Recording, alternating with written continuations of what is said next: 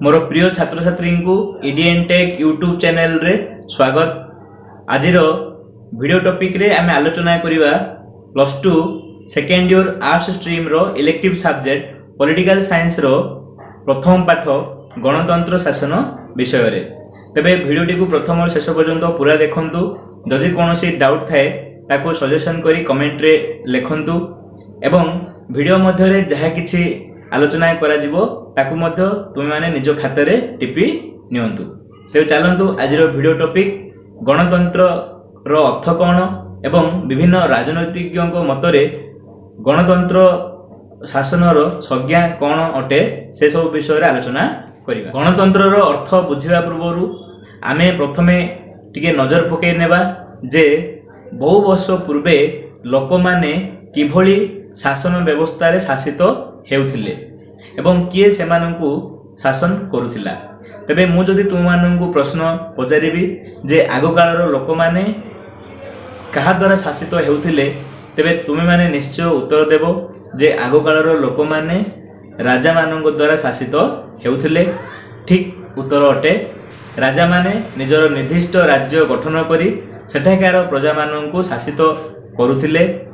निज पारिषद मध्यरे मंत्री सेनापति एवं पंडित मानंकु स्थान दे सेमानंक द्वारा विभिन्न आईन प्रणयन करौथिले एवं सेही आईन को लोक मानक ठारे पहुंचाई ताकू ठीक भाव में परिचालना करौथिले, जहाकू कि आमे राजशासन बा राजतंत्र बोली कहि थाउ। ठीक सेही भली आधुनिक राष्ट्र मानंकु परिचालना करिवा निमंते गणतंत्र होची एक शासन व्यवस्था। गणतंत्र होची एक शासन व्यवस्था। आम पृथ्वी रे जेते प्रकार देश अच्छी से देश मानकरे विभिन्न प्रकार शासन व्यवस्था चालू अच्छी। जेमिति भारत रे गणतंत्र शासन व्यवस्था तो आउ केउठारे राष्ट्रपति शासन व्यवस्था चलीची बा एमिति केतेटी देश आवरी मध्य रही जाइची जेउठारे कि वर्तमान पर्यंत राजतंत्र रो शासन चली अछि। तबे से सब छाड़ वर्तमान आमे आलोचना करिबा जे गणतंत्र शासन विषय रे। काहेकि ना गणतंत्र होची आधुनिक राष्ट्र को परिचालना करिवार एक सुशासन व्यवस्था। ता किपरि अटे वर्तमान आमे आलोचना करिबा। वर्तमान आलोचना करिबा गणतंत्र रो अर्थ कौन। गणतंत्र एक जनप्रिय शब्द जहाँ गोटे इंद्रजाल परी समग्र मानव जाति को मोहविष्ट करी रखुछि। गणतंत्र अर्थर विभिन्नता और ताहार परिसर व्यापकता एपरि जे उणा अधिक विश्वर प्रत्येक राष्ट्र और प्रत्येक मनीष निजको गणतंत्रवादी बोली प्रत्यक्ष बा परोक्ष भाव दाबी करती। आश्चर्यर विषय यही कि गणतंत्र मौलिक नीति और आदर्श को विरोध करुवा शक्ति बा कारक माने मध्य निजको गणतंत्र पुजारी बोली अभिहित करती। सांप्रतिक समय रे गणतंत्र एक फैशन और एक उन्मादरे परिणत होइछि। गणतंत्र केवल सरकारर एक रूप नुहे, यह मध्य जीवनर एक पथ बा दर्शन। मनीषर सामाजिक प्रकृति मध्यरे गणतंत्रर आदर्श अंतर्निहित।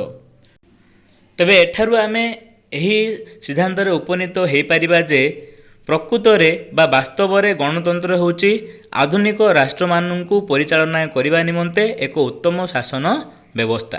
तेणु एही शासन व्यवस्था रे से जे कोनोसी राजनीतिज्ञ हुंतु बा जे कोनोसी राष्ट्र हुंतु पूरापूरी उन्मादन भाव रे निजर राष्ट्र परिचालना करिबा निमंते आग्रह प्रकाश करुछंती। वर्तमान देखिबा जे गणतंत्र इंग्राजी प्रतिशब्द हेउची डेमोक्रेसी। माने इंग्राजी रे गणतंत्र को डेमोक्रेसी बोली कहा जाए, जहाँ डिमोस और क्रासिया नामक दुईटी ग्रीक शब्दर सम्मिश्रण सृष्टि होइछि। डिमोस शब्दर अर्थ लोक और क्रासिया शब्दर अर्थ क्षमता। तेणु गणतंत्र हेउची एक सरकार बा शासन व्यवस्था जोंथिरे लोक माने बा जनसाधारण हेउचंती सर्वोच्च क्षमतार अधिकारी। शासन व्यवस्था बा सरकार जनमत उपर प्रतिष्ठित अटे। एथिरु आमे एई सिद्धांत उपनीत हेबा जे गणतंत्र को इंग्राजी रे डेमोक्रेसी बोली कहा जाए। आउ एही डेमोक्रेसी शब्दटी दुईटी ग्रीक शब्द डिमोस और क्रासिया नामक शब्दरू आसीअछि। डिमोस रो अर्थ होची लोक और क्रासियार बा क्राटियार अर्थ होची क्षमता। तेणु गणतंत्र होची लोकमानंकर शासन क्षमता। लोकमानंकर द्वारा जो शासन चले ताकू ही गणतंत्र शासन कहा जाए। तबे वर्तमान देखिबा जे केउ दार्शनिक बा राजनीतिज्ञ गणतंत्र शासन सपक्ष रे निजर संज्ञा प्रदान करिसंती।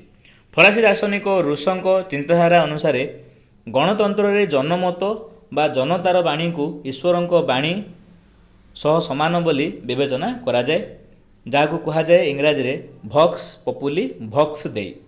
तुमर गोटे ऑब्जेक्टिव क्वेश्चन आसीपारे जे भक्स पपुली भक्स देई रो अर्थ कौन। भक्स पपुली भक्स देई रो अर्थ होची जनतार बाणी ही ईश्वरंक बाणी। आउ एही संज्ञा दार्शनिक रूस गणतंत्र शासन निमंते प्रदान करथिले। सेहि भली प्रोफेसर सिलिंग मतरे गणतंत्र हेउचे एक सरकार जेउथिरे प्रत्येकंकर भाग रहिछि। Democracy is a government in which everyone has a share. माने गणतंत्र राष्ट्र गणतंत्र शासन जेउठारे परिचालित होछि सेही राष्ट्रर समस्तक पाखरे निजर मत अभिव्यक्त करिबा बा निजर क्षमता प्रदर्शन करिवार अधिकार रहिछि। सेही भली दार्शनिक लॉर्ड ब्राइसंक विचार रे गणतंत्र वास्तव रे समुदाय लोकंक सेही शासनरु अधिक किंबा कम को बुझाए नाही, जहाँ सेमाने मतदान बल रे निजर सार्वभौम्य इच्छार परिप्रकाश द्वारा प्रतिष्ठिता करती। Democracy really means nothing more or less than the rule of the whole a people expressing their sovereign will by their votes. Professor Dicey दृष्टि रे गणतंत्र हेउची सरकार एक रूप जेउथिरे शासक गोष्ठी तुलनात्मक भावे समुदाय जनसंख्यार बहुलिसकु नहीं गठित। Democracy is A form of government in which the governing body is a comparative large fraction of the entire population. गणतंत्र अति सरल और सर्वाधिक जनप्रिय संज्ञा प्रदान करने को जाई युक्तराष्ट्र अमेरिकार जड़े पूर्वतन राष्ट्रपति अब्राहम लिंकन को मतरे गणतंत्र हेउची लोकमानंक द्वारा और लोकमानंक पई सरकार। Democracy is a government of the people by the people and for the people. किंतु ग्रीक दार्शनिक अरिस्टोटल दृष्टि रे गणतंत्र एक सुस्थ स्वाभाविक और उत्तम शासन व्यवस्था नुहे, बरं यह बहु लोकंक द्वारा एक मंद विकृत बा भ्रष्ट शासन। तांको मतरे यह सही स्वाभाविक शासनर अपभ्रंश जार नाम हेउची पॉलिटी। सेहीपरि फांगेट कहिथिले जे गणतंत्र हेउची अयोग्यता बा असामर्थ्यर शासन व्यवस्था।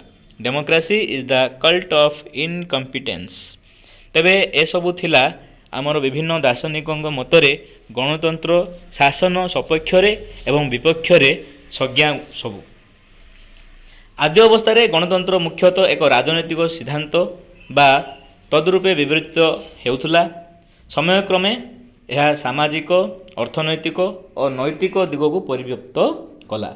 केवल गणतंत्र कहले शासन व्यवस्था को बुझाउथुला, किंतु ता परवर्ती अवस्था सामाजिक अर्थनैतिक और नैतिक दिग को मध्य गणतंत्र शासन कबलित करिथिला। ख्रीष्टपूर्व 5म शताब्दी रे सृष्टि होइतबा गणतंत्र पदटी 17 शताब्दी इंग्लैंडर गौरवमय विप्लव समय रे अधिक विकसित हैला। माने गणतंत्र शब्दटीर आरंभ केबे होइतिला ना 5म शताब्दी रे, ख्रीष्टपूर्व 5म शताब्दी रे। तापरे जेतेबेले इंग्लैंडर गौरवमय विप्लव चलीथिला सेठी पुणी आउ थरे हमर गणतंत्र शब्दटी विकसित हैला। 18 शताब्दी रे अमेरिकार स्वाधीनता घोषणा और फरासी राष्ट्र विप्लव गणतंत्रर नीति आदर्श भावना को व्यापक भाव प्रोत्साहित कले। 19 शताब्दी रे समाजवादी तथा ସାମ୍ୟବାଦୀ ଚିନ୍ତାଧାରାର ଉଦ୍ରେକ, ବିଂଶ ଶତାବ୍ଦୀରେ ଏସିଆ, ଆଫ୍ରିକା ଓ ଲାଟିନ୍ ଆମେରିକାର ଅଧିକାଂଶ ପରାଧୀନ ଦେଶ ସାମ୍ରାଜ୍ୟବାଦ ଓ ଉପନିବେଶବାଦ କବଳରୁ ମୁକ୍ତ ହୋଇ ସ୍ୱାଧୀନ ତଥା ସାର୍ବଭୌମ ରାଷ୍ଟ୍ରରେ ପରିଣତ ହେବା ଓ ଅନ୍ୟ ରାଷ୍ଟ୍ରମାନଙ୍କ ସହ ସମାନତା ଲାଭ କରିବା ଏବଂ ଏକବିଂଶ ଶତାବ୍ଦୀର ପ୍ରାରମ୍ଭ ସୁଦ୍ଧା ଜଗତୀକରଣ ଓ ଉଦାରୀକରଣର ପ୍ରାବଲ୍ୟ ଉପଲବ୍ଧ ହେବା ଗଣତନ୍ତ୍ରକୁ ଆଗୁସାର କରାଇଛି। ମାନେ ଯେତେବେଳେ ଯେଉଁ ରାଷ୍ଟ୍ରମାନେ ଅନ୍ୟ ରାଷ୍ଟ୍ରର ଅଧୀନରେ ଥିଲେ ସେମାନେ ସ୍ୱାଧୀନତା ପାଇବା ପରେ ଏହି ଗଣତନ୍ତ୍ର ଶାସନ ଦ୍ୱାରା ନିଜେ ନିଜକୁ ଶାସିତ ହେବାରେ ବା ପରିଚାଳନା କରିବାରେ ଆଗକୁ ଆସିଥିଲେ, ଯାହାଫଳରେ ଗଣତନ୍ତ୍ର ଶାସନର ପ୍ରକାଶ ବହୁବିଧ ହୋଇପାରିଥିଲା। ଗଣତନ୍ତ୍ର 6ଟି ମୁଖ୍ୟ ଖମ୍ବ ଉପରେ ଦଣ୍ଡାୟମାନ। ମାନେ ଗଣତନ୍ତ୍ରର 6ଟି ମୁଖ୍ୟ ଗୁଣ ଅଛି। ସେଗୁଡ଼ିକ ହେଲା ଆଇନ, ସ୍ୱତନ୍ତ୍ରତା, ସମାନତା, ଅଧିକାର, ନ୍ୟାୟ ଓ ଭାତୃଭାବ। ଏହି ମୁଖ୍ୟ 6ଟି ଲକ୍ଷଣକୁ ନେଇ ଗଣତନ୍ତ୍ର ଶାସନ ପରିଚାଳିତ ହୋଇଥାଏ। ସାମାଜିକ ଗଣତନ୍ତ୍ର, ଅର୍ଥନୈତିକ ଗଣତନ୍ତ୍ର, ରାଜନୈତିକ ଗଣତନ୍ତ୍ର, ଶିଳ୍ପ ଗଣତନ୍ତ୍ର ଆଦି ହେଉଛି ଗଣତନ୍ତ୍ର ରୂପୀ ମୌଳିକ ସଭାର ବିଭିନ୍ନ ପରିପ୍ରକାଶ ମାତ୍ର। ଗ୍ରୀକମାନଙ୍କ ନଗର ରାଷ୍ଟ୍ର ବ୍ୟବସ୍ଥା ବାସ୍ତବରେ ଗଣତନ୍ତ୍ରର କାର୍ଯ୍ୟରୂପ ଥିଲା। ମାନେ ଆମେ ଆଗରୁ ଜାଣିଥିଲେ ଯେ ରାଜନୀତି ବା ରାଜନୀତି ବିଜ୍ଞାନ କେଉଁଠୁ ଆରମ୍ଭ ହୋଇଥିଲା ନା ଗ୍ରୀକ ଦେଶର ଥିବା ନଗର ରାଷ୍ଟ୍ରମାନଙ୍କରୁ ଆରମ୍ଭ ହୋଇଥିଲା। ତେଣୁକରି ସେହି ରାଜନୀତି ବା ରାଜନୀତି ବିଜ୍ଞାନ ଆଧୁନିକ ସମୟରେ ବାସ୍ତବରେ ଗଣତନ୍ତ୍ରର ରୂପ ଧାରଣ କରିଥିଲା। ରୋମୀୟମାନେ ସମାନ ଓ ସର୍ବୋଚ୍ଚ ଆଇନର ଅଧୀନ ଥିଲେ। ଊନବିଂଶ ଶତାବ୍ଦୀ ପର୍ଯ୍ୟନ୍ତ ଗଣତନ୍ତ୍ରର ଶାସ୍ତ୍ରୀୟ ବା ଉଦାରବାଦୀ ତତ୍ତ୍ୱ ବଳବତ୍ତର ଥିଲା। ଏହି ତତ୍ତ୍ୱ ପ୍ରତିନିଧିମୂଳକ ସରକାର, ସାମୟିକ ନିର୍ବାଚନ, ସାର୍ବଜନୀନ ମତଦାନ, ରାଜନୈତିକ ପ୍ରକ୍ରିୟାରେ ଜନସାଧାରଣଙ୍କ ସକ୍ରିୟ ଅଂଶଗ୍ରହଣ, ମୌଳିକ ଅଧିକାର, ଆଇନର ଶାସନ, ସ୍ୱାଧୀନ ନ୍ୟାୟପାଳିକା ଆଦିରେ ବିଶ୍ୱାସ କରେ। ମାନେ ଯଦି ଗୋଟେ ଗଣତନ୍ତ୍ର ଶାସନର ବିଶ୍ଳେଷଣ ଯଦି କରିବା ତାହେଲେ ଏହିସବୁ ଗୁଣକୁ ନେଇ ଗଣତନ୍ତ୍ର ଶାସନ ପ୍ରତିଷ୍ଠିତ ହୋଇଥାଏ, ଯାହାକୁ କି ଆମେ ଗଣତନ୍ତ୍ରର ଲକ୍ଷଣ ବା ଗୁଣ ବୋଲି ମଧ୍ୟ ଆମେ କହିପାରିବା। Hobbes, Locke, Rousseau, Bentham, J S. Mill, T H. Green ଆଦି ଏହି ତତ୍ତ୍ୱର ପ୍ରବକ୍ତା ଥିଲେ। ମାନେ ଏମାନେ ଗଣତନ୍ତ୍ର ଶାସନ ସପକ୍ଷରେ ଥିଲେ। ବିଂଶ ଶତାବ୍ଦୀରେ ପରେଟୋ, ମସ୍କା, ମାଇକେଲ୍ସ, ବର୍ନାହାମ ଆଦି ପ୍ରବକ୍ତାମାନେ ଗଣତନ୍ତ୍ରର ସ୍ୱତନ୍ତ୍ରବାଦୀ ତତ୍ତ୍ୱ ପ୍ରଚଳନ କରିଥିଲେ। ଏହି ତତ୍ତ୍ୱ ଅନୁସାରେ ଗଣତନ୍ତ୍ରର ଶାସନ କ୍ଷମତା ଜନସାଧାରଣଙ୍କ ହାତରେ ନ ରହି ଏକ କ୍ଷୁଦ୍ର ସଂଖ୍ୟାଲଘୁ ଗୋଷ୍ଠୀ ହାତରେ ରହୁଥିଲା। ଜନସାଧାରଣ କେବଳ ସେହି ଗୋଷ୍ଠୀକୁ ପରିବର୍ତ୍ତନ କରି ଅନ୍ୟ ଗୋଷ୍ଠୀକୁ କ୍ଷମତାସୀନ କରାଇ ପାରନ୍ତି, କିନ୍ତୁ ବାସ୍ତବ କ୍ଷମତା ଆହରଣ କରିପାରନ୍ତି ନାହିଁ। ମାନେ ଯେତେବେଳେ ଗଣତନ୍ତ୍ର ଶାସନର ଅର୍ଥ ଆମେ ଆଲୋଚନା କରିଥିଲେ ଯେ ଗଣତନ୍ତ୍ର ହେଉଛି ଲୋକମାନଙ୍କ ଶାସନ, ମାନେ ଲୋକମାନେ ହିଁ ନିଜେ ନିଜକୁ ଶାସନ କରିବେ ଆଉ ସବୁ କ୍ଷମତା ଲୋକମାନଙ୍କ ହାତରେ ନ୍ୟସ୍ତ ଥିବ। କିନ୍ତୁ ବାସ୍ତବରେ ଦେଖିବାକୁ ଗଲେ ଯେତେବେଳେ ଗଣତନ୍ତ୍ର ସୃଷ୍ଟି ହେଲା ଲୋକମାନଙ୍କଠାରେ ସେହି କ୍ଷମତା ନଥିଲା, କେବଳ ଗୋଟିଏ ଗୋଷ୍ଠୀ ପାଖରେ ସେହି କ୍ଷମତା ଥିଲା। ଆଉ ଯଦି ଲୋକମାନେ ଚାହିଁବେ ତାହେଲେ ସେହି ଗୋଷ୍ଠୀକୁ ନିର୍ଦ୍ଦିଷ୍ଟ ସମୟ ବ୍ୟବଧାନରେ ପରିବର୍ତ୍ତନ କରି ଆଉ ଗୋଟିଏ ଗୋଷ୍ଠୀକୁ ସେହି ଶାସନ କ୍ଷମତାର ଅଧିକାରୀ କରାଉଥିଲେ। ଏଭଳି ଭାବେ ଗଣତନ୍ତ୍ର ଶାସନ ବ୍ୟବସ୍ଥା ଚାଲୁଥିଲା। ପରବର୍ତ୍ତୀ ସମୟରେ ରବର୍ଟ ଡହଲ, ସାର୍ବରୀ, ଏଇକନ୍, ବାରଲସନ୍ ଆଦି ଗଣତନ୍ତ୍ରର ବହୁଳବାଦୀ ତତ୍ତ୍ୱ ପ୍ରଚଳନ କଲେ। ଏହି ତତ୍ତ୍ୱ ଅନୁସାରେ ରାଷ୍ଟ୍ରର ସମସ୍ତ ସାର୍ବଭୌମ କ୍ଷମତା କେବଳ ସରକାରଙ୍କ ନିକଟରେ ଠୁଳ ନ ହୋଇ ଅନ୍ୟାନ୍ୟ ସଂଘମାନଙ୍କ ମଧ୍ୟରେ ବି ଆବଣ୍ଟିତ ହେବା ଆବଶ୍ୟକ। ସରକାର ଜନସାଧାରଣଙ୍କର ଏକମାତ୍ର ପ୍ରତିନିଧି ନୁହେଁ। କାଇଁ ମାର୍କ୍ସ ଓ ଫେଡେରିକ ଏଲଙ୍କ ଚିନ୍ତାଧାରାକୁ ଆଧାର କରି ଗଢ଼ି ଉଠିଥିବା ଗଣତନ୍ତ୍ରର ମାର୍କ୍ସବାଦୀ ତତ୍ତ୍ୱ ଏକ ଗଣତାନ୍ତ୍ରିକ ରାଷ୍ଟ୍ର ପରିବର୍ତ୍ତେ ଏକ ଗଣତାନ୍ତ୍ରିକ ସମାଜ ଗଠନ କରିବା ନିମନ୍ତେ ଅଧିକ ଆଗ୍ରହୀ ଥିଲେ। ଆଉ ସମାଜରୁ ଅର୍ଥନୈତିକ ଶୋଷଣ ଓ ଅସମତା ଦୂର କରି ଏକ ଶ୍ରେଣୀବିହୀନ ସମାଜ ଗଠନ କରିବା ଏହି ଗଣତନ୍ତ୍ର ବା ମାର୍କ୍ସବାଦୀ ଗଣତନ୍ତ୍ର ତତ୍ତ୍ୱର ଏକ ଲକ୍ଷ୍ୟ ଥିଲା। ବାସ୍ତବରେ ଗଣତନ୍ତ୍ର କହିବାକୁ ଗଲେ ଏକ ସୁଶାସନ ବ୍ୟବସ୍ଥା, ଯାହା ଏହି ସିଦ୍ଧାନ୍ତରେ ଆମେ ଉପନୀତ ହେଲେ। ତେବେ ଇଏ ଥିଲା ଗଣତନ୍ତ୍ରର ଅର୍ଥ ଏବଂ ବିଭିନ୍ନ ଦାର୍ଶନିକଙ୍କ ମତରେ ଗଣତନ୍ତ୍ରର ସଂଜ୍ଞା କ'ଣ ସବୁ।